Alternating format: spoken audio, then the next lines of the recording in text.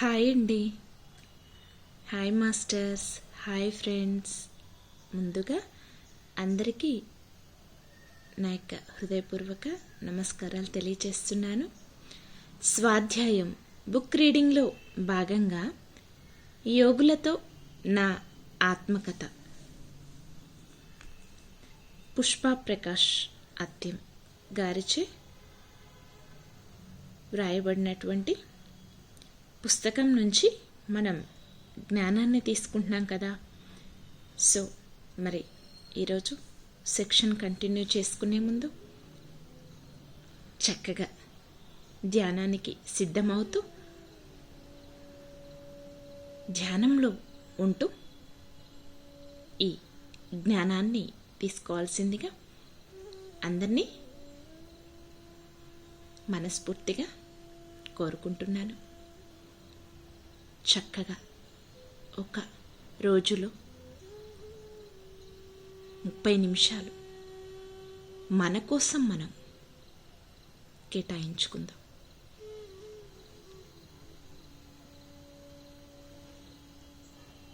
ప్రశాంతంగా స్థిరమైన సుఖ ఆసనంలో కూర్చోండి. వెన్నుపూస నిటారుగా ఉంచండి. వేళ్ళల్లోకి వేళ్ళు పెట్టుకోండి. మీ 2 కళ్ళను కూడా క్లోజ్ చేసుకోండి. 2 కాళ్ళను క్రాస్ చేసుకొని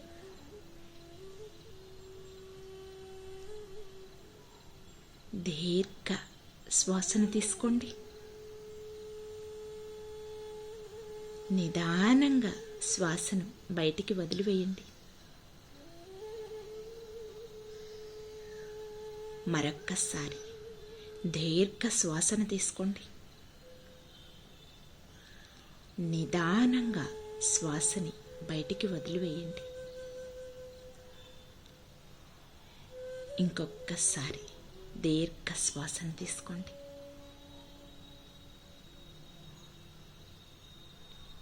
నిదానంగా శ్వాసని బయటికి వదిలివేయండి.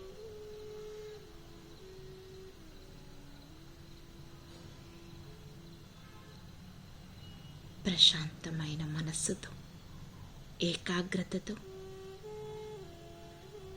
సహజంగా జరిగేటటువంటి శ్వాసని గమనిస్తూ, శ్వాసతో అనుసంధానం అవుతూ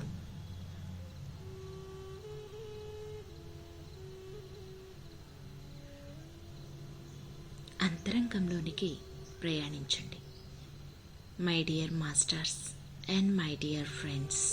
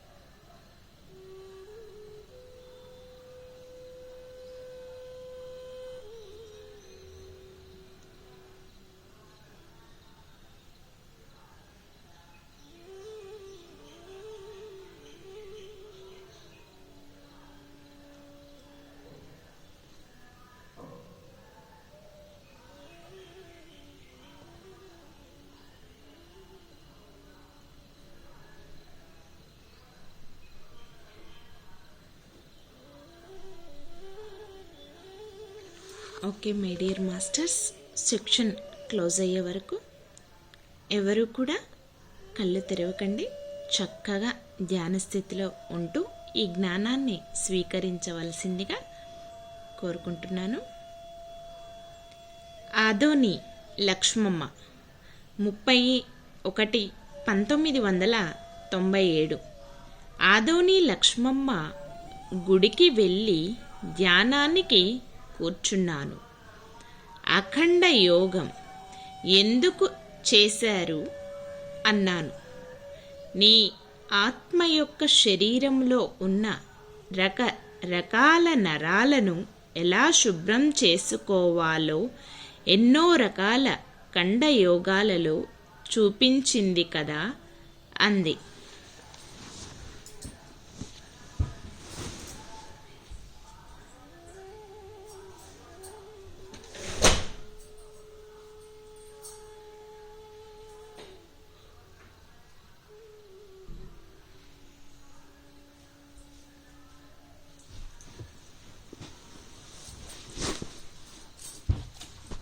కాకపోతే అప్పట్లో ఈ ఊరి పొలిమేరలలో కూడా దుష్ట శక్తులు రాకూడదు అనేది నా కోరిక. అందుకే ఒక్కొక్క చోట నా శరీరములోని ఒక్కొక్క భాగాన్ని వేసి అసలైన కన్నుతో ఇదంతా గమనిస్తూ ఉండేదానిని. అయినా యోగులంటే వారి కోసం వారు ఏమీ కోరరు, వారే ఊరైపోతారు అంతే అన్నారు. నేను శరీరం అనుకోకు, కాంతే నీ వైపో అన్నాను.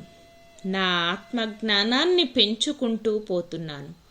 దేవాలయాలు, ధ్యానాలయాలు కావాలి అన్నారు పత్రి గారు. ఆ మర్మం తెలుసుకుని ఎక్కడ ఉన్నా ధ్యానం చెయ్యాలి, మనం చేద్దామా? ఆత్మ ద్వారా జ్ఞానం 3/2/1997. పత్రి సార్ని కొన్ని అడగలేను, ఏమంటారు అనే భయం. ఎక్కువగా ఆత్మ బంధువులతోటే కలిసి ఉండేదానిని. రక్త బంధువులతో దూరంగా ఉండాలనిపించేది.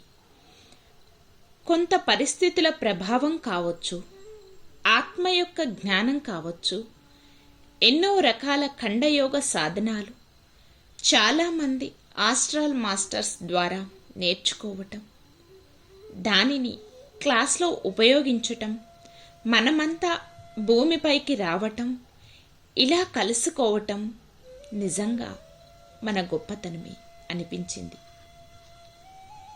ఎన్నో విద్యలు తెలుసుకున్నా ఎందుకు భూమి మీదకు వస్తున్నామంటే మనమంతా కర్తవ్యం, మన వంతు కర్తవ్యం ఉంది. తరువాత అంతా నేనే అని తెలుసుకోవాలి. అందుకే వస్తున్నాం. మన గ్రాండ్ బ్రదర్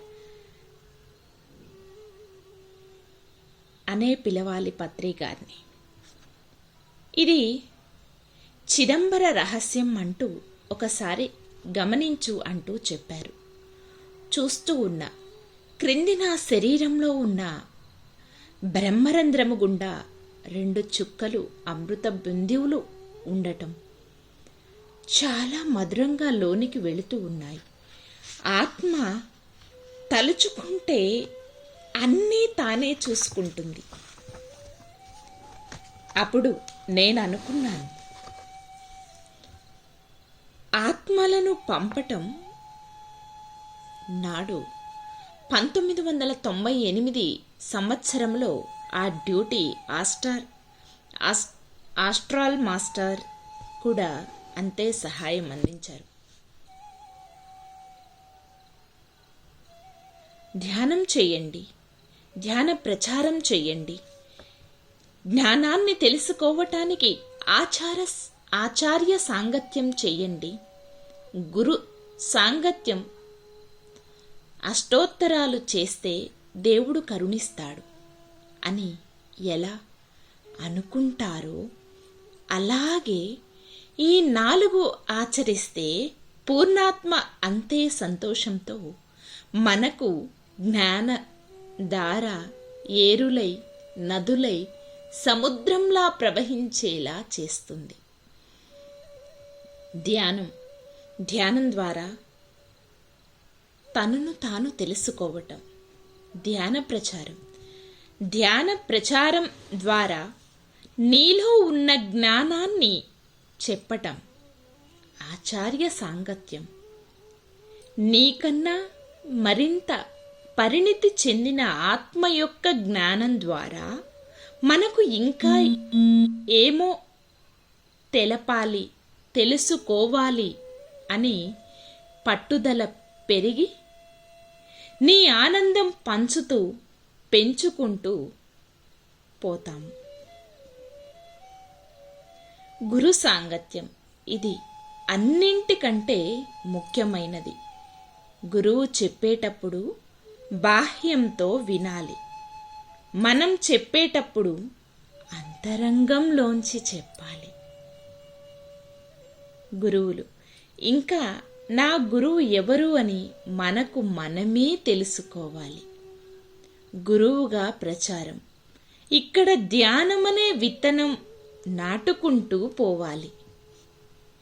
ఆత్మే గురువు. విశ్వజ్ఞానం. ఆత్మ నేను వేరు కాదు అని తెలుసుకున్నప్పుడు ఆకాశమే మనమవుతాం. బర్మాలో ఉన్న గుహ 5/1/1997. నాకు ఎంతమంది ఎన్ని చెబుతున్నా కూడా నేను ఇంకా సందిగ్ధావస్థలో ఉన్నానే అనుకున్నా. ఇక్కడికి రా అన్నారు. సూక్ష్మ శరీర యానంతో వెళుతున్న ఒక గుహ కనిపించింది. అక్కడికి వెళ్ళాను. ఒక యోగి కనిపించారు. ఏమిటి మీరు నేర్చుకున్న విద్య అన్నాను. ఒక లైటు, ఒత్తులు డబ్బా అంటారు. అది ఇచ్చి చూడు అన్నారు. అది యంత్రాలు వేసే సామానుతో నిండి ఉంది. ఏం చెయ్యాలి నేను అన్నాను. చూడు బాగా, ఆ విద్యలన్నీ నీకు వచ్చు అన్నారు. ఇవి ఎలా నాకు అర్థం కావట్లేదు. ఇవి ఎలా నాకు అర్థం కావాలి అంటే, ఆ గురువుగారు వెండి వెలుగులు చిందే పేపరు నా నోటిలో ఉంచి నీ దిండు కింద కూడా పెడుతున్నాను చూడు అంటూ పెట్టేశారు. పిల్లలు లేని వారికి ఒక విధమైన యంత్రం. దెయ్యం అజ్ఞానంతో చనిపోయి వేరే శరీరములో ఉన్నవారిని బాధించే వారికి రకరకాలవన్నీ మైండ్లో తిరుగుతూ ఉన్నాయి. ఏమిటిది సార్కి ఎలా చెప్పాలి అనుకున్నా. ఏమిటిది, ఇది సార్కి ఎలా చెప్పాలి అనుకున్నా. నందవరం సదానంద యోగి ఆశ్రమం దగ్గర గురువుగారి క్లాస్ ఉంది అని ధర్మవరం నుంచి చాలామంది వెళ్ళాము. సార్, ఏమిటి మీ అనుభవం అన్నారు. బర్మాలో ఒక యోగి తన సమాధి గృహాన్ని చూపించి ఒక పెట్టె ఇచ్చారు. అది ఉపయోగించాలా వద్దా అన్నాను. సార్ ఇలా అన్నారు, మీకు ఎన్నో రకాల పరీక్షలు ఉంటాయి. మీరు కానీ అలా చేశారంటే మీ శక్తులు పోతాయి, జాగ్రత్త అన్నారు. నిజంగా అప్పట్లో గురువుగారి చిటికెన వేలు పట్టుకునే నడిచానని చెప్పాలి. గాయత్రీదేవి 16/3/1997. నా శరీరం విడుదలై పైలోకాలకు వెళుతూ ఉంది. అక్కడ ఆత్మ పత్రి గారి రూపంలో కూర్చుని కలశ పూజ చేయిస్తూ ఉన్నారు. ఏమిటి ఈయన? మాకేమో దేవుడు లేడు అంటారు, ఇక్కడేమో ఇలా చేస్తున్నారు అనుకుంటూ తిరుగు ప్రయాణం చేయటానికి వెనక్కి తిరిగాను. పత్రి గారు, నువ్వు పోయి స్నానం చేసిరా అన్నారు. సరే అని నా మీద ఉన్న నల్లబట్ట ఒక లేయర్లా తీసివేసి బావిలోకి తేలుకుంటూ పోయాను. తీరా చూస్తే నీటికన్నా దానిలో కప్ప, చేప, పాములు మొత్తం నిండి ఉన్నాయి. వెంటనే నాకు ఒక ఆలోచన. నేను ఆత్మను కదా అనుకొని నీటిలో వాటిలో నేను ఒకటైపోయా. అక్కడ నీరు లేదు, ఏ జీవి లేదు, అంతా నేనైపోయా. గురువుగారి దగ్గరకు రాగానే ఒక మంత్రం చెప్పి, సరే ఇక పైకి వెళ్ళొచ్చు అన్నారు. అక్కడ నన్ను రెండవ గురువు రామయ్య స్వామి అడ్డగించారు. అప్పుడు మొత్తం ఆకాశం నిండా గాయత్రి మాత ముఖం మాత్రమే నిండి ఉంది. ఆమె 3rd డైమెన్షన్ దాటింది, ఆపకు అన్నారు. అప్పటిలో నేనేం చెబితే ఏమనుకుంటారో అని బయటకు చెప్పలేదు. సార్, ధర్మవరం వచ్చి 4వ డైమెన్షన్లోకి భూమి చేంజ్ అవుతుంది అన్నప్పుడు నేను 4వ డైమెన్షన్లో ఉన్నాను అని తెలుసుకున్నాను. మా ఇంట్లో విగ్రహాలు ఉన్నా నిగ్రహంగా ఉంటూ అనుగ్రహంతో జ్ఞానాన్ని పొందుతూ ఉంటాను. అంతా ఒకటేగా మరి. ఒక యోగి కూర్చుని అతని ప్రక్కన గురువుగా కూర్చుని నాకు బ్రహ్మోపదేశం చేయించారు. ఆ యోగి ఆత్మ తనదైన శరీర జీవ కణాలకు జ్ఞానాన్ని ఉపదేశించిన విధానం చాలా బాగుంది. ఆత్మ జ్ఞానం అంటే అంత తేలిక కాదు. మన ఇష్టారాజ్యంలోకి ప్రవేశించటానికి ఎన్ని మరమ్మత్తులో. మాస్టర్ వివేకానంద 3/4/1997 సూక్ష్మ శరీరంగా వివేకానంద గారి దగ్గరికి వెళ్ళాను. ఆ సార్ ఇలా అన్నారు, నువ్వు తీసుకున్న నిర్ణయం వివేకం మరి విజ్ఞానం కలిసినదిగా ఉంది. అంటే శరీరము, ఆత్మ, వాటి నుంచి విజ్ఞానంతో కర్తవ్యం నిర్వర్తించాలి. పంచభూతాలతో కూడినటువంటి దేహంలోంచి ఆత్మను వేరు చేసి సత్యాన్వేషణకై పోరాడాలి. నీ ఆత్మకు నేను జ్ఞానాన్ని పంచాలి అనే తపన తీరలేదు అన్నారు. విజ్ఞాన శాస్త్రం తిరగవేస్తున్నారు భూమండల వాసులు. దీనివల్ల మానవ చైతన్య వికాసం స్వల్పమై నిర్ణయాలు తీసుకోవటంలో అంతర్శక్తిని విశ్వసించి దాన్ని వినియోగములోనికి తీసుకురావటానికి ప్రయత్నం చెయ్యి. ఆత్మే నేను అనే ఆలోచన రావాలి. అప్పుడే సంపూర్ణ జ్ఞానం అందించబడినది అర్థం చేసుకోగలవు అని వినిపించింది.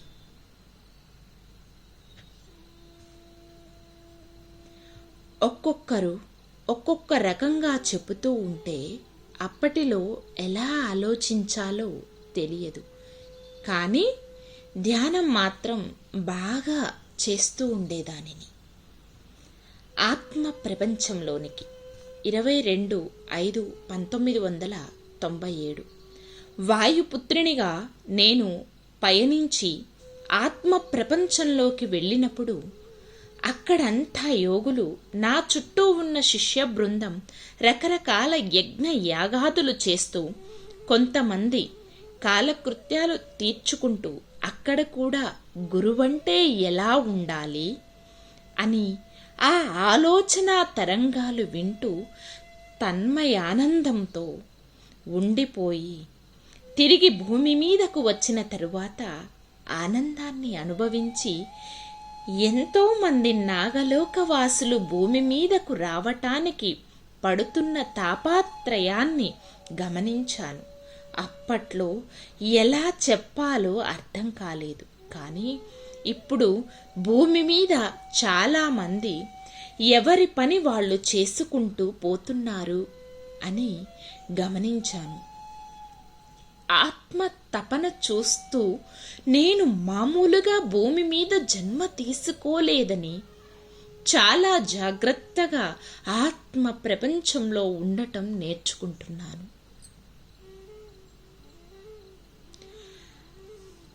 థర్డ్ ఐ అనుభవం 3/1/1997. మీ రూపాన్ని ఎదురుగా చూసుకోవచ్చు అన్నారు క్లాస్లో. సరే, మా వారు డ్యూటీ నుంచి వచ్చేసరికి ఆలస్యం అవుతుంది కదా అని ధ్యాన నిమగ్నమయ్యాను.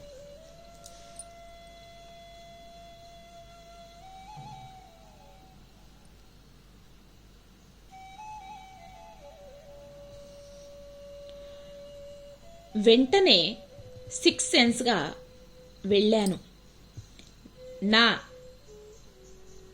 ఎదుట శివపార్వతుల అర్ధనారీశ్వర రూపం చూసి, అరే,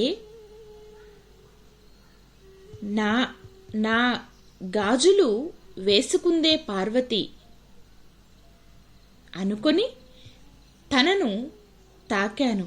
అక్కడ నా చెయ్యి తాకినట్లు అయ్యింది. చూడండి, రాళ్ల గాజుల మోజు ఉండేది తీరలేదు అని నా మనస్సులో ఆ కోరిక వల్ల నా అర్ధనారీశ్వర రూపం చూశాను. అది ఎందుకు? నాకు ఇలాంటి కోరిక అవసరమా? అలాంటి కోరిక ఉంటే నా మైండ్లో నుంచి తీసివేయాలి అనుకున్నా. పూర్ణాత్మ మన కోరికలు తీర్చటానికి ఆత్మతో ఎప్పుడూ కలిసి ఉండటము ద్వారా అనుక్షణం కాపాడుతుంది అని తెలుసుకున్నాను. అప్పుడు ఇంకా నన్ను ఎడంగా చూస్తావా అన్నట్లు అనిపించింది. స్ఫటిక లింగానికి మంచుతో పూజలు చేశాను. నాకు ఎంతో డబ్బు పెట్టి కాశీకి పోయే అవసరం లేదు. నేను ఆర్థిక ఇబ్బంది బాధ పడాల్సిన పని లేదు. నాకు మాస్టర్స్ అందరూ కనిపిస్తున్నారు అని సంతోషించేదానిని. రోజు పొద్దున లేస్తూనే ఒక మాస్టర్ని చూడటం, వారితో సందేశాలు తీసుకోవటం, ఇదే నా దినచర్యగా ఉండేది. వీరబ్రహ్మము గారిని చూడటముతోనే మీ నుంచి సందేశం కావాలి అని అడిగాను. సిద్ధయోగివి లే అన్నారు. అంటే ఏమిటి అన్నాను. లోకంలో మంచిని ఉపయోగించేవాడు సిద్ధుడు, ఫలించక వచ్చిన దైవ శక్తిని 10 మందికి పంచిపెట్టేవాడు యోగి అన్నారు. మరి అయితే క్షత్రియుణ్ణి భర్తగా ఎందుకు ఎంచుకున్నాను అని అడిగాను. ముందు నీకే తెలుస్తుందిలే అన్నారు. మరి నేను యోగినైతే మరి జన్మ ఎందుకు తీసుకున్నాను? కార్యం లేనిదే కారణం ఉండదు, కారణం లేనిదే భూమి మీదకి రాము అని నేను ఎలా తెలుసుకోవాలి? పత్రి గారు ధర్మవరం క్లాస్కి వచ్చారు. సార్, నా ముందు పాము వస్తూ దారి చూపిస్తూ ఒక బ్రాహ్మణునిలా ఆజానుబాహుని దగ్గరకు తీసుకొని పోయింది. అది అతేంద్రియుల కాలమని చెబుతోంది అన్నాను. 350 సంవత్సరాల క్రిందట జన్మ అన్నారు గురువుగారు. ధ్యానం చెయ్యబట్టి 3 నెలలు అయ్యింది. ఒకరోజు బాగా ఆదమరచి నిద్రపోతూ ఉన్నాను. ఒక పాము పూలబుట్టతో పూలు తెచ్చి, ఇప్పటి ఈ జన్మ కర్మ అయిపోయింది అన్నది. హ్యాపీగా పడుకున్నా. మరి వారానికి తట్టి లేపి, ఇది ఇంకొక జన్మది, నీకు ఆస్ట్రాల్గా నీ గర్భంలో లక్ష్మీ భారతి అనే డాక్టర్ ఆపరేషన్ చెయ్యబోతున్నారు అంది. నేను బాగా ఏడ్చేశాను. ఇప్పటికే నా దేహం అలసిపోయింది, మళ్ళీ ఆపరేషన్ అంటున్నారే అని అంటుండగానే ఎథరిక్ కవర్, మరి బాడీలో కొద్దిగా బ్లాక్ ఉన్న సంచిని ఆపరేషన్ చేస్తున్నారు. నా చేత కాదు, నేను పైకి వస్తాను అని ఏడుస్తూనే ఉన్నాను. మా నాన్నగారి ఆత్మ వచ్చి, అది 1000 మందిలో ఒకరికి జరుగుతుంది, కాదనకు అని చెప్పి వెళ్తూ ఉండగా, వచ్చింది మా నాన్నగారు అని ఎలా గుర్తుపట్టాలి అన్నాను. అప్పుడు నాన్న నా తలలో కుడివైపున ఉన్న భాగాలు చూడు, కాంతులు కలతల దాకా కనిపిస్తున్నాయా లేదా? ఒకానొక జ్ఞాని నీ దగ్గరకు వచ్చారంటే వారి బ్రహ్మ కపాలాన్ని చూడు, అప్పుడే నీ సందేశాలు అడుగు అన్నారు. అప్పటి నుంచి ఏ మాస్టర్ ప్లస్ దేవుళ్ళు కనిపించినా నాకేం తెలపాలని వచ్చారు అని నాకు ఇన్నర్ నుంచి వచ్చిన సందేశాలను అడగటం, వాళ్ళు ఇచ్చిన జ్ఞానాన్ని తీసుకొని ఆనందించటం చేసేదాన్ని. ఇలా రోజు ఒక మాస్టర్తో జ్ఞానం తీసుకునేదానిని. ఓకే మాస్టర్స్, మరి ఇంతవరకు ఈరోజు తెలుసుకున్నాం జ్ఞానం. మరి మరొక సెక్షన్లో మళ్ళీ కంటిన్యూ చేసుకుందాం. మరి సెక్షన్ క్లోజ్ చేసుకునే ముందు చక్కగా ఇప్పటి వరకు పుష్పమ్మ గారు మనతో పంచుకున్న జ్ఞానాన్నంతా మనం కూడా తెలుసుకుంటూ ఆ ఎనర్జీస్కి కనెక్ట్ అవుతూ ఈ జ్ఞానం అంతా మనలో నింపుకోవటం కోసం ఆఖరి క్షణం ధ్యానం. ఎంతో ముఖ్యమైన క్షణాలు. ఎరుకతో శ్వాసతో అనుసంధానం అవ్వండి my dear masters and my dear friends.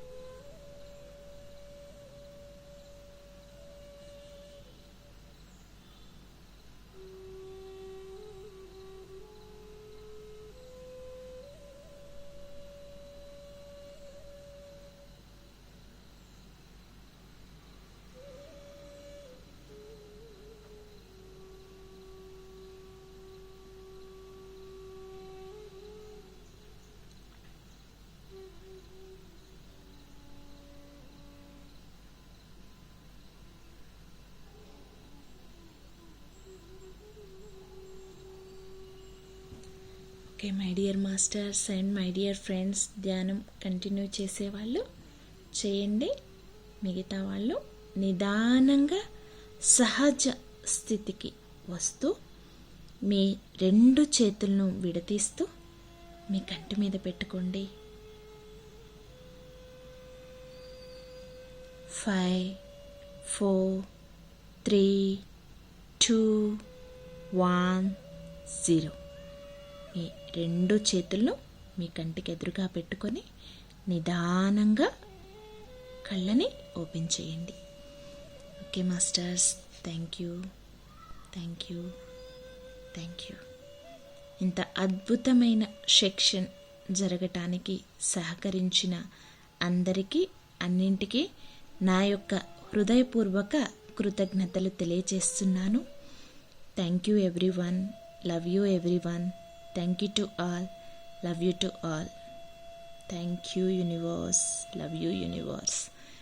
Thank you thank you thank you. మరి మరొక సెక్షన్లో మళ్ళీ కలుసుకుందాం. సర్వేజన సుఖినో భవంతు.